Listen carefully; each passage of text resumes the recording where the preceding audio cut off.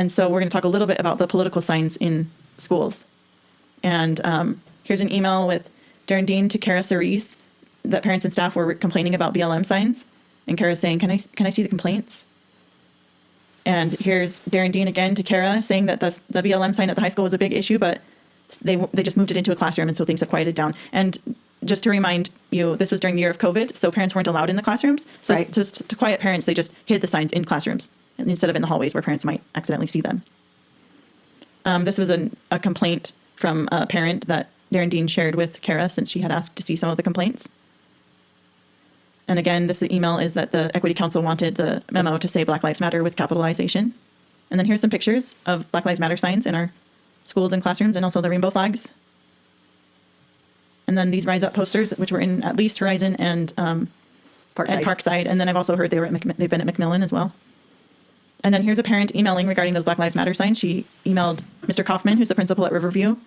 This was the response he gave her from Darren Dean. And they say the statement that Black Lives Matter is permitted in the school setting is not an endorsement of a political viewpoint, but is a statement of support for anti-racism and human rights. Mm-hmm. So it's... Again, it's not political. It's human rights. In fact, it's identity politics. And so this parent then went ahead and emailed Darren Dean, and she wrote a lengthy email about how she felt about it. And this was Darren's reply to her. Thank you for sharing your viewpoint. I have shared it with our assistant superintendent and superintendent to ensure that we are hearing the concerns. But no action taken to take them out. Okay, so that's the March 4th meeting, and then just learning about political signs in our schools. At this point, we submitted a grammar request for the emails, and they came back with the charge of $1,520. This was March 9th, 2021. Well, this is because we were getting so many different understandings of what equity and all of these book bundles and the professional development, they were so different than... Yeah, so many different mixed messages that were not lining up. And so we're like, okay, we would like to get to the bottom of this. And so we submitted this grammar request. And this was what the request originally included, those keywords and phrases, and right here, and then from these accounts, Jennifer Covington, Darren Dean, Missy Hamilton, etc. And then this was the date range we were hoping to get. And then here's the response we get.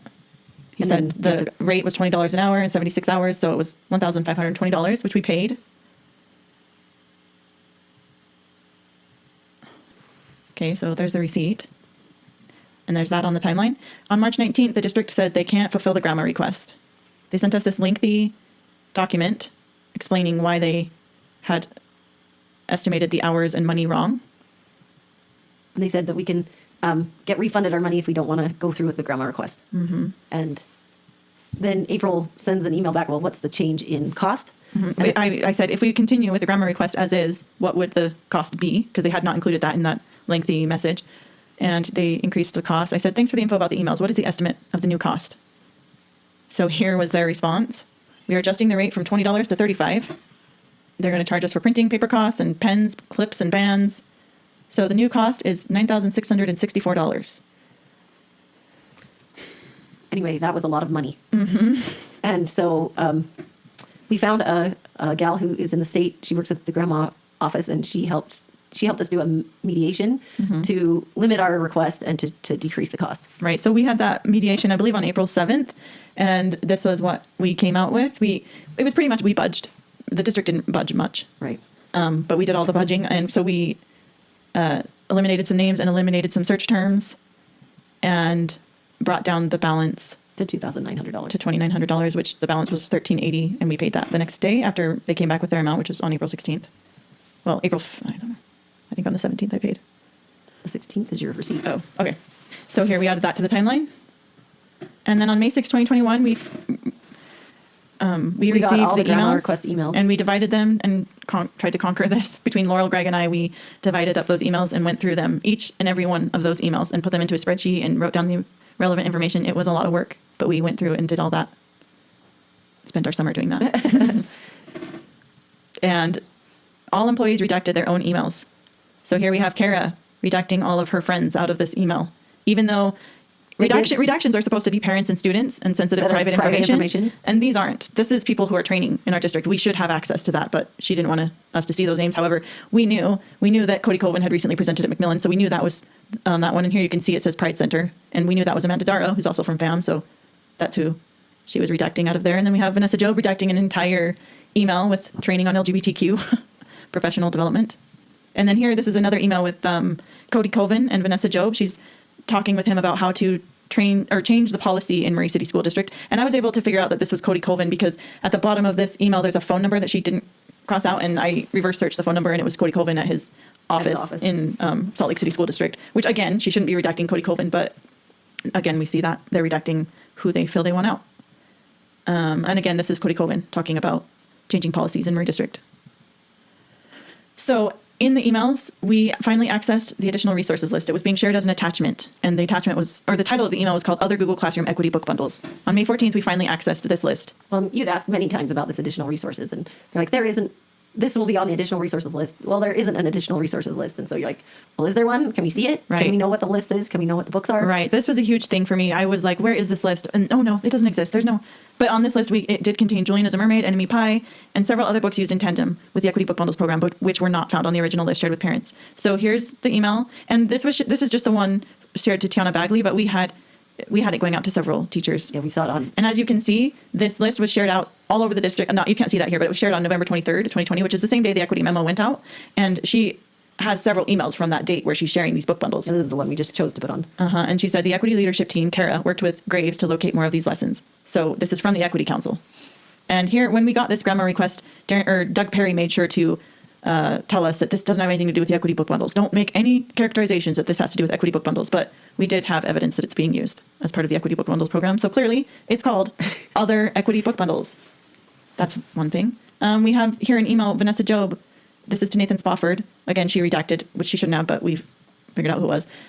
She ordered 4 copies of each of these books. Right. And these are all found on the additional resources. Here she's following through with that order. She says, thanks again, Nathan. Or he says, thanks again, Nathan. This is Nathan Spofford. And she's following through with that order for It Feels Good to Be Yourself. Here's the book. Here's the calendar from January. Julian as a Mermaid as an equity book. Enemy Pie as an equity book, even though they're not on the original list.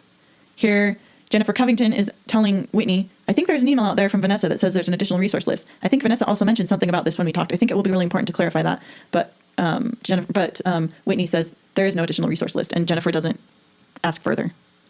Here we have an email from Job telling Michelle Christie, who's a teacher at the school, that she will add her books to the additional resource list.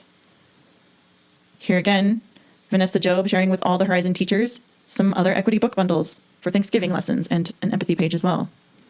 And then this is an email from Miss Paul to a parent talking about The Rough Face Girl, which is a book on the additional resources libraries, but not found on the original list. So it was read in the classroom. And then here again, Nathan Spofford showing Julian as a Mermaid. And we know that he put together the equity book bundles. They've said that. So he's showing Julian as a Mermaid, a book from Kyle Lukoff, When Aiden Became a Brother. This is found on the additional resource list. All of these books and these pictures were somewhere on these lists. So these were also called Other Equity Book Bundles in the emails. Here's the original list. And then we have all these others. So we're just going to click through those. So here's the original list. Asian Pacific Islander, Indigenous Library, Bullying and Mental Health, Pride Library, Islamic Library, Latino Spanish Library, Figurative Language, Different Ability Awareness, Autism, Empathy, Respect, African American, Kindness. And then there's this email from Kara Cerise called Chapter Books, and she has an attachment called Inclusive Book Project. She's complaining about all the books that have white Christian protagonists and able-bodied English-speaking heteronormative people. So she wants books with other categories. And she puts together this list of, I think it was around 200 books. So in all, we found more than 530 books after, spending more than $3,000 in grammar requests and, months and months of asking and digging. We finally were able to access the books that were being read to our children. So some problematic books from the additional resources list. We're going to look at It Feels Good to Be Yourself and Something Happened in Our Town. We have evidence of those being ordered. So It Feels Good to Be Yourself is a book about about gender identity. It's written by Teresa Thorne. And so it just says that when you were born, an adult made a guess. Maybe they got it right, maybe they got it wrong about your gender. And this is Ruthie. She's a transgender girl. This is Ruthie's friend Alex. Alex is both a boy and a girl. This is Alex's gender identity. This is Alex's friend JJ. JJ is neither a boy nor a girl. This is JJ's gender identity. Alex and JJ are both non-binary. Just like there are many different ways to be a boy or girl, there are many different ways to be non-binary. Too many to fit in a book. So and it just says gender identity isn't always the same. It's often changing. So it's fluid. Then we have Something Happened in Our Town. This is a book about racial injustice. There's a black person who's killed by a cop, and it's how 2 children handled this incident in their town. The white child is discussing with her white parents, and they say the cops shot him because he was black. And then here's the black child discussing with his black family. They say cops stick up for each other and they don't like black men. And his brother says, I could get stopped by the police just because I'm black. And the little child says, what if it was a white man in the car? They probably wouldn't have even stopped the car, said his father. So, just we feel like those books are teaching some ideas that They're just stereotypes, but I mean, there's probably been examples where that does happen, but I don't think that you can flat out say As a system, that this happens every time. You know, and regardless, like the fact that they're just putting these ideas into kids' minds, it's not appropriate and it's not academic. Like, what is the purpose of teaching these types of ideas to our little children? to not trust them. Well, To not trust the police. not trust the police. And then welcoming schools. This is one of the websites that teachers were directed to in professional developments on equity. Here's where they were directed in a professional development. And then that their program uses an intersectional anti-racist lens. So again, critical race theory. And these are the types of books that are on this website. And just that's where teachers are encouraged to go to find more books on equity. Yeah, and that we found out about all of those books on May 14th. Oops, wrong way. Okay. So we want to quickly show you some, there was a FAM rally that was done. There was an announcement in the Tribune. They announced saying that the students and teachers in the Murray School District were recently told that a picture book whose main character is a transgender boy is unsuitable for school, and the teacher was wrong for having read it to the class. The message to our children was clear. LGBTQ identities and their own identity or the identity of their friends or family members are wrong and unacceptable in school. That's wrong. That was never what parents had ever said about that book. But they were having a rally at the state capitol on May 18th for the LGBTQ students, and they're going to be joined by special guest Kyle Lukoff, who will read his book that he wrote, Call Me Max. Right. So this is in direct response to what Happened in Murray School District. Right. And they're going to read Call Me Max. And this article came again from the Salt Lake Tribune. It's like this group has this direct access to the Salt Lake Tribune. And this is Allie Martin, who she and John Arthur wrote this article for the Salt Lake Tribune. And again, Allie Martin was part of FAM and worked with Kara Cerise on this FAM group. So do you want to talk about these emails? So we all wrote different emails about this. Greg started it. Before the rally. Before the rally, we're like, hey, do you know that this is happening? This is Greg's email to the Miss Covington and the board members. Right. Just saying that as we are learning about all of this stuff, now we're seeing that there's an advertisement for a rally about what's happened in our school district. And people who work at our school district are part of this group who are running this rally. And then I wrote an email too that was saying, we have people from our equity council who are speaking. The books they're giving away free books that are like a book bundle. And one of them is including Call Me Max. And then they also have, So there's Call Me Max. they have other books that are in the book bundle, but they have a questionnaire that they're inviting teachers to come to this rally. Well, the questionnaire is further down, but Oh, sorry. And then the district responds to us saying, well, we do not support or limit groups, organizations that our educators belong to or attend on their own time outside of work. The district does have a policy regarding books and materials used in the classroom that our educators are required to follow. We will continue to remind our educators of these policies. right. And then they said essentially, well, basically the exact same thing to Laurel and Greg. And then I emailed and I just said, so you don't support their organizations, but on November 20th, Cody Colvin from FAM trained our district. So if he's training our district, then we are paying him and he's teaching our teachers. So that seems to indicate support for this organization. So do you support this group and this organization?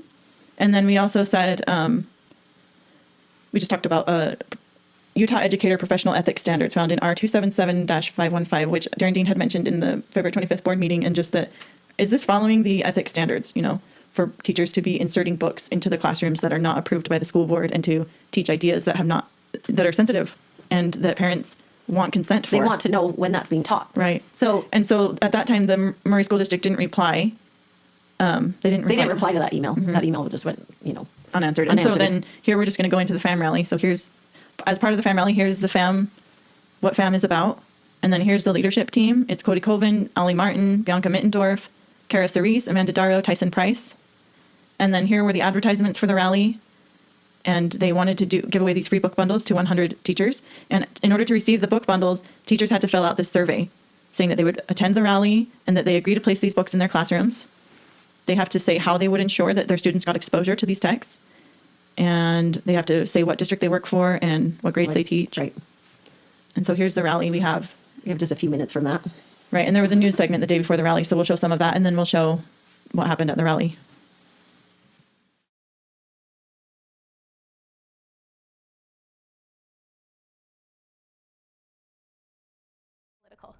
So the district responded by saying parents have the right to opt out of readings, future readings. Is that an appropriate step? I don't think so. I think that children need to learn about the world that they actually live in. That world includes LGBTQ people, it includes people of different races and religions, and it includes people of varying abilities. And we aren't preparing our students for the future if we don't include the identities of all types of people in their classrooms, especially when one of their peers is one of those identities. They need to know that that child is just as welcome and included in the classroom as everyone else. And so no, I don't think that people should be able to opt out of reading about individuals who are different than they are.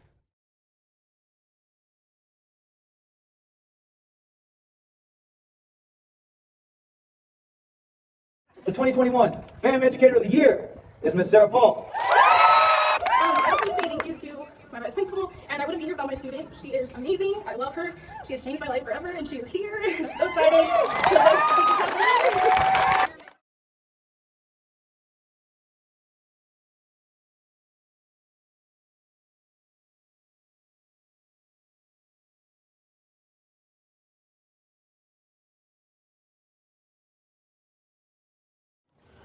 Although I've had many positive and beautiful experiences as a result of choosing to be my full authentic self, it hasn't come without a cost. Especially this year when my colleagues and I have spent the last 5 months being shamed and harassed by a Utah State School Board member and others masking homophobia, transphobia, and racism as a concern for parental rights. Yeah.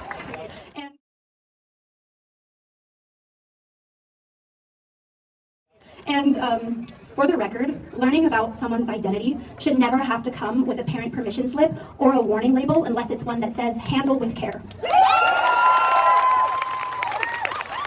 And I promise that I will always do everything in my power to care for and celebrate all of my students, from any background, any religion, any faith, any culture. And there's plenty that you can do too.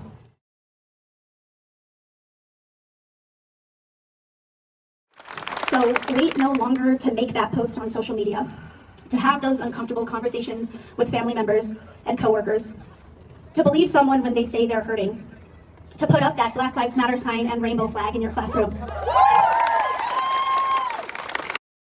The things that were discussed in that rally were just basically, we need to hang up Black Lives Matter signs and we need to hang up rainbow flags. And Kara claimed that she'd been shamed and harassed, and Sarah Paul received a trophy for reading Call Me Max. So did parents shame and harass Kara and her colleagues?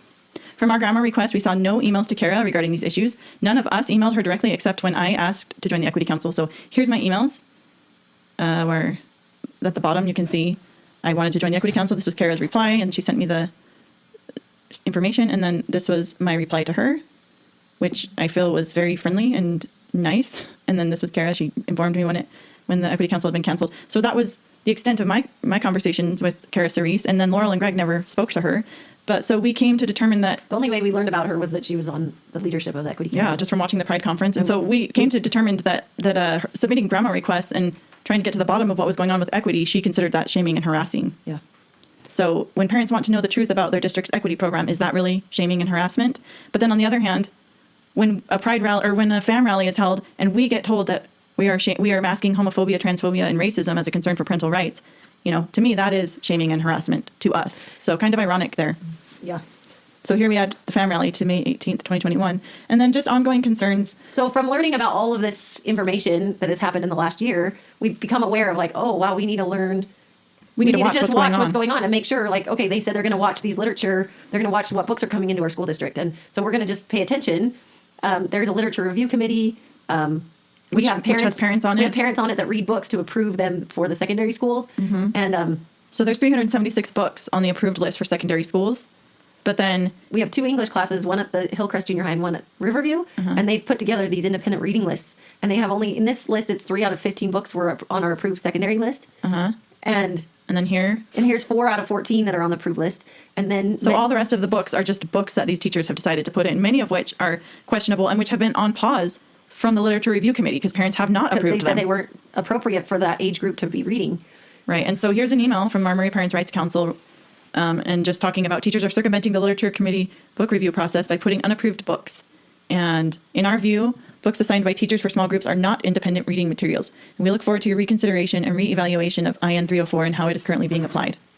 And then Robin Williams, who is over secondary education, she replies and says, Well, she says that the use of literature circles, which provide options for reading within a classroom, falls under independent reading materials in the IN 304. These have been reviewed by teachers to ensure they meet the standards and objectives, but they haven't been approved by the Parent Literature Review Committee. And it says you're encouraged to work directly with your child's teacher if you would like to request an alternative for your child. Right. And so it says that students are selecting independent reading materials for a literature circle, but it's not independent. They're reading it in a circle and it's being discussed in the classroom. It's not what a child's doing on their independent time or selected independently. Right. It's from a list. So it's just circumventing their policy so that they don't have to have parental input. And then this is other emails regarding parental consent and just asking the question, is parental input valued? And here's Vanessa Job telling Sarah Paul, you do not need permission to read that book. This email is interesting. Do we need parent permission to talk about cisgender students? That's pretty much what the parent is saying right there. So no, you don't need parental permission to talk about gender and sexuality because we don't need that when we talk about cisgender students, which isn't true. In the maturation program, when we talk about gender and sexuality, it is. It's you approved. do get parental permission. And you have to, you get a letter home that's when it's going to happen. And it's in 5th grade. So Right. And then again, Vanessa to Darren Dean is saying, and to Darren Dean and Jen Covington saying, I want to ensure we are not asking for parent consent to talk about transgender students. And Darren assures her, not asking for parent consent, just the continued transparency. So, that's just one of the questions we have. Is parental input valued? Are they okay when parents say, we want you to ask our consent? These are our children, and we want you to ask us if it's okay. But they're saying, no, we don't need to ask you. as part of this learning about equity, that there are all of these books that are in our libraries that have pornographic material in them. And we have found that there are national lists that are going around that are saying, hey, be careful, go look and check and see if these books are in your libraries, because as we're learning about all of these equity programs, there are books with pornography in the libraries that your kids can go check out. Right. So and Greg Marchant, he put together a list of more than 100 books in our. he went and compared the lists that were on these national books and checked our libraries, and there were over 102 of them in our libraries. I think at this point it's 115 now. Yeah, well, he just had to stop somewhere. Like, that's what he said. But he was really surprised that these are in our schools because these contain very adult topics, and they shouldn't be in schools that are teaching minors. Right. And a lot of them are obscene, and they're talking about murder and rape and sexual abuse and, just very, very sensitive topics. We have a court of this is just a few These of are them. just 5 that we... Here's a scene where he's raping a little child. Here's some of the imagery in Milk and Honey. Honey's all these different poems and things that are all just... Eleanor and Park. This is Monday's Not Coming. So, yeah, and those are just a few examples. And a lot of people have said, oh, this is book banning. Well, there should be standards for schools, and kids should not be faced with pornography and obscenities in schools and in classrooms. So here's a public comment given by one of our parents. One of our Murray District parents. Good evening. My name is Daniel Eliaba. First and foremost, I'm an immigrant to this country. My wife and I live here in Murray, and our family is a blended mixed race family. 4 of our children are biracial and 1 Caucasian. 2 of our kids identify as LGBTQ, and we have serious or various religious beliefs in our home. We understand the importance of having materials that represent all of our kids' identities, race, beliefs, and orientations. We value literature that represents inclusion and diversity in a positive, age-appropriate way. We are not afraid of discussing and reading about different perspectives. However, we recently learned that many of the books in our school libraries are absolutely inappropriate for children and pornographic in nature. I reject the idea that these books are the only ones that can represent marginalized groups and individuals. I do not want any of my children reading this kind of disgusting material and thinking it represents them. It bothers me when authors use their minority status to justify pushing their perverted material onto our children. Of all the things that they could be writing about for our children, they've chosen to include explicit graphic pornographic material, and Murray School District has chosen to include them in our school libraries. Unfortunately, 2 of my children have also been sexually assaulted. My wife and I have spent a lot of time, effort, and money helping them overcome and cope with these traumatic experiences. We appreciate your efforts to provide lessons and training from Prevent Child Abuse Utah in our school classrooms. However, it is frightening to think that they could come across passages in some of these books in your school libraries and be re-traumatized by the graphic descriptions of child sex abuse. We need to consider the pain and suffering and emotional distress that these books can inflict on other survivors of sexual abuse. In my profession, one of my main responsibilities is to keep inappropriate content off of our network. You put filters on students' Chromebooks to prevent access to inappropriate content. As adults, how many of you would lose your jobs if this type of content was found on your work computers? If that be the case, what makes you think this content is safe or appropriate for our children? Why are we allowing this into our libraries, school libraries? Frankly speaking, these authors have found a way around your firewalls and security systems into our children's books. 15 seconds. Please consider removing books that contain pornography and graphic depictions of sexual assault. Also, please consider rewriting the policy that allowed these books to get there in the first place. Thank you. So we thought Daniel Eliaba gave a very powerful comment regarding the pornographic books, and we agree 100% with everything he said. So here, that's some of the issues from this school year. And just, we want to talk about, is equity inclusive of everyone? And just some of the emails that we've seen. A parent said that someone asked to be on the district equity committee, but was told no because they were not diverse enough. And we've heard that they said we have enough white identifying members of our equity our council, equity committee. which is ironic because the whole leadership team is white. Was Was white. And then here we have Vanessa Job making fun of parents who had pushback on the equity book bundles. And she just says they're concerned about their white children and think their white children will be left out, and making it all about race and making these negative generalized statements about people's race based on people's race, which in our view is racism. So, and then when the Call Me Max issue became an issue, she said, no, I don't, this is again, Vanessa Job, no, I don't think it will turn into a bigger issue. And if it does, maybe public school is not the correct place for their child. And then this was regards to me. If they do not like that, they are welcome to leave Horizon. We do not shift equity practices. We support all students. So we support all students unless they don't like that, then they're welcome to leave Horizon. So Yep. It's not really inclusive of everyone. Again, Kara Cerese's email, she calls it inclusive book project, and then goes on to complain about white Christians over and over again, and also about able-bodied, English-speaking, and heteronormative. So all of those are problematic, and we need to be inclusive of other people. And then Jaren talking about the Equity Council complaining of the board being white, a few white folk. And then that community members were excluded from the council. And then how do teachers feel about equity?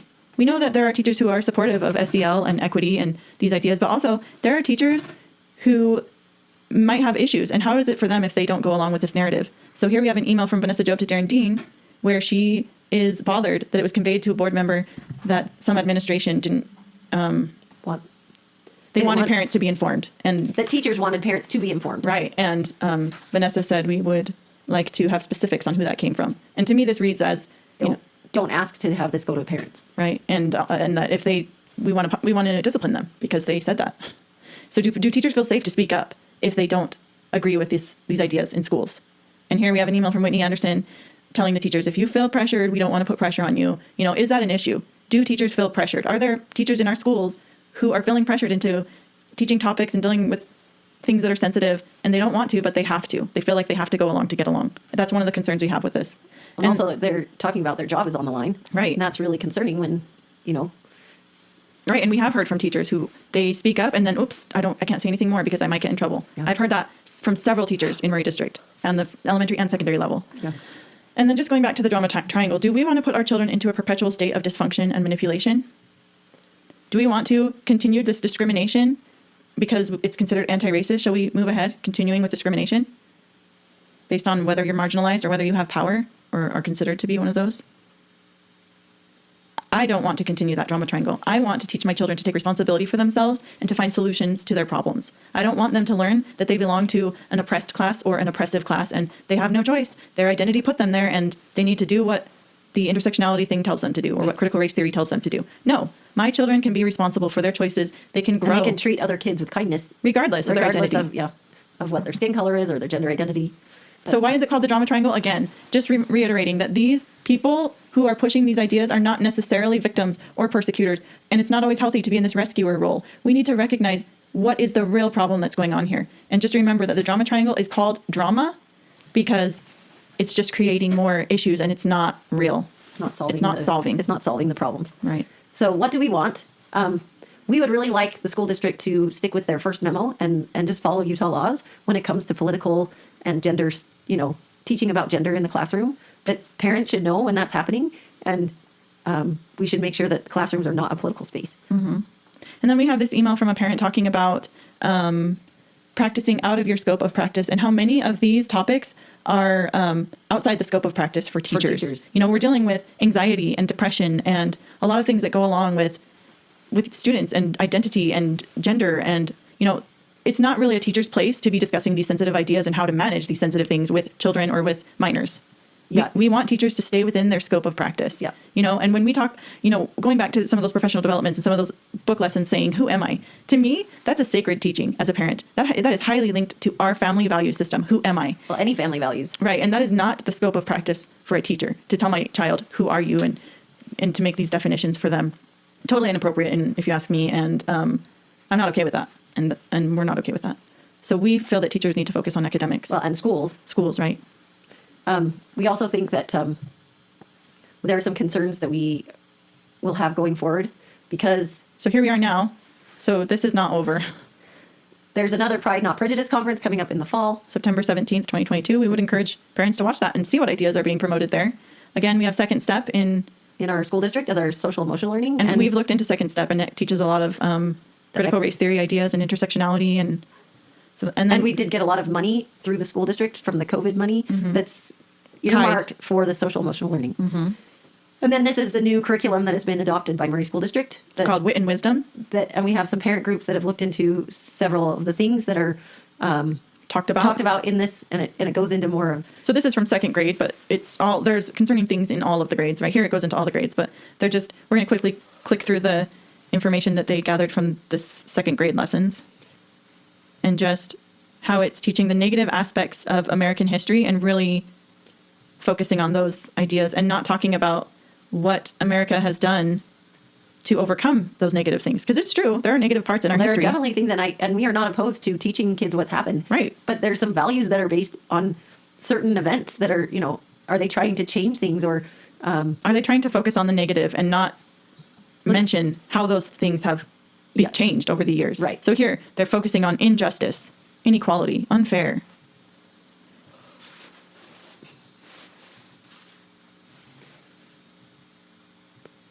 anyway, so we want people to be aware of what's going on in their curriculum, the books that Here they kids point- are going to be reading. Point out a racial slur. Basically, here, kids, learn this racial slur. I don't think that's something we need to be focusing on. So, this is just something to look into if you're concerned about some of these ideas. And I'm sure that there are a lot of, because this is just coming in everywhere in education, I'm sure there's a lot of different curriculum that teaches this kind of stuff. So we need to be careful no matter Well, what there it are is. lots of new books that are getting printed that are Right, every day. So that are yeah. just including all of this. And then again, Hillcrest Junior High's new principal. This is Dr. Clustina Mahon Reynolds. She was hired in March 2022, just this year. To be next, the principal at Hillcrest, and she's already trained our school district with listening with care. on July 29th, 2020, with her company Process Forward. But once she was hired, that video was removed.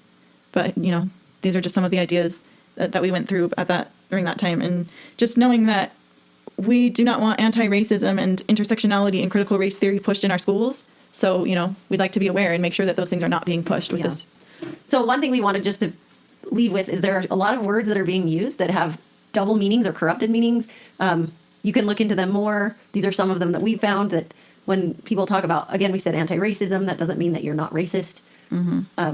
Right. So you should look into these words and find out what they really mean. And a lot of words are constantly shifting so that we don't realize what we're implementing when we assume the original definitions as we write policies and rules. So we as need parents, to- we need to wake up and we need to pay attention to all these changing things in education right now. For the sake of our children, we need to stand up. So just to end, what now? What can you do? And let's stand for our children. We want you to pay attention. We want you to get involved. We want you to attend board meetings, ask questions. Just being aware is huge. If you don't feel right about it, then speak up. I think sometimes we worry too much about, we don't want to rock the boat. We want to be nice. It's nice to your children to speak up for them. Well, And it's important that we do. So remember, these are your children and you should stand for them. And if you want more information, we will list the sources at the end of our slideshow. And also you can go to www.votelaurel.org or www.aprilformurray.com, and we will list those as well as part of our sources. And we're grateful that you've listened to our message, and hopefully you learned some important things from it. Yeah, thank you for listening.